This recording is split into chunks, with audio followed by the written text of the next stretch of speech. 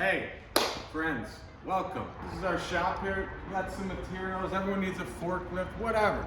What I'm here to talk about today is repairs.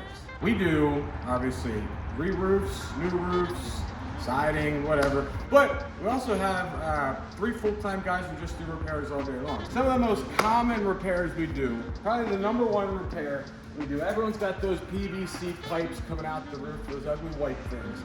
This is a vent pipe collar. Lay your shingles down, this goes down, nail down, shingles go around it. Typical. Right here, this is where we get failure. This, we'll put a picture of a bad one in. This is a rubber gasket, and as we know with rubber, you stick it out in the sun for a long time, it just dry rots and cracks. Look at your tires, whatnot, they crack over time, right? So, this guy cracks, not tight to the pipe anymore, and then you got a leak, and then you call someone. This is probably the #1 repair we do. We do all these all day long. So we put a new one down. First we take the shingles out. Take the old collar off, put this new sucker on, some ice and water shield, some shingles, put it on. But then, what we've found is this is a Catmaster pipe. This is a Catmaster. So then what we do is we put this Catmaster cover over it. So put this down, the pipe's on, this goes over it. The only thing this really does, well, 2 things. It makes it look a little bit prettier. You don't see that ugly white pipe anymore. But it basically just protects the rubber from the sun, so this sucker's gonna last a lot longer. Who doesn't want this to last longer? So another real common repair we see is, everyone has bathrooms. You've got a bathroom fan that turns on. And you're like, where does this air even go? A lot of times it just goes up a little pipe and it just lays on your attic floor.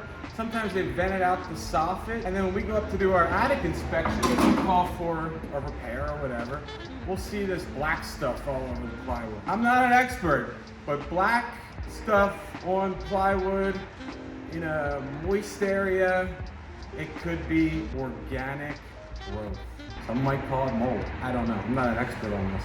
But that's not good. You should put a bathroom vent hood up on your roof. This one's a little bigger. I don't have a small one. This is more for like a kitchen fan or something. But the idea is this goes on the roof, shingle all around it, and then we like to use an insulated pipe. Hooks up to here, gets all that air out of there. If you don't use an insulated pipe, it can be a problem later on because you're pushing all that warm, moist air out. The hatch is open, cold air can condensate. We don't like condensation. Our other common repair is ridge vent. So at the peak of your roof, there's a ridge vent up there. Should be. If you don't, that's a problem too. But typically there's a ridge vent up there. A couple of different kinds over the years. A lot of houses around here that were built 20 years ago might have an aluminum ridge vent on there. You might have a roll vent on there, which doesn't really allow much air to come out. But aluminum ridge vent's a problem. It's just put on with nails. The nails are exposed. You got a lot of splices. The splices leak. So you call us, your ridge vent's leaking 9 times out of 10, 10 times out of 10. This is what we're gonna put on. This is Shingle Vent. This product is 4 foot long. So you got a 40-foot run a peak, 10 of these pieces. It's nailed down. You put these shingle caps on it.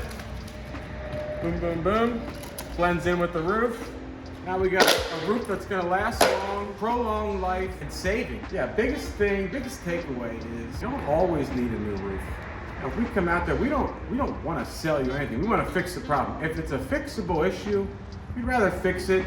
Have you as a customer down the line. Maybe you call us again when you actually need a new roof. A lot of guys out there don't even get up on the roof. They just kind of pull a satellite report, gets your measurements. They don't even walk the roof. They don't check the attic. How are you gonna know if you've got a bad roof if you don't get in the attic, get on the roof, walk around? What happens if there's bad wood?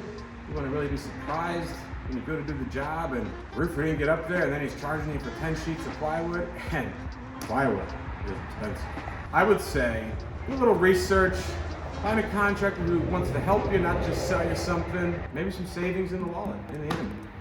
Play my music. Oh no, don't let the rain come down. Oh no, don't let the rain come down. Oh no, don't let the rain come down. My roof's got a hole in it and I might drown. Oh yes, my roof's got a hole in it.